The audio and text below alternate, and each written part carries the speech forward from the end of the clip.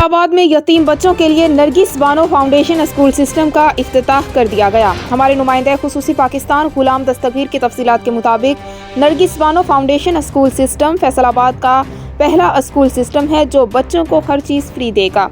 Nargis Bano foundation school system की chairperson Maimuna Hussain राही ने PC world news से बात करते हुए कहा कि तालीम हासिल करना हर बच्चे का हक है। Nargis Bano foundation school system ऐसे बच्चों के लिए बरसात का पहला खतरा है जो कि तालीम हासिल करने की इस्तेताअत नहीं रखते। मज़ीद उनका कहना था कि Nargis Bano foundation school system को फैसलाबाद के हर कोने तक पहुंचाने की कोशिश करेंगे ताकि कोई गरीब बच्चा तालीम की दौलत से महरूम ना रहे। उन्होंने कहा कि अगर मुआशरे को चाइल्ड लेबर से पाक करना है तो हमें ऐसे इकदाम करना होंगे ताकि तालीम को फ़रोग़ मिले।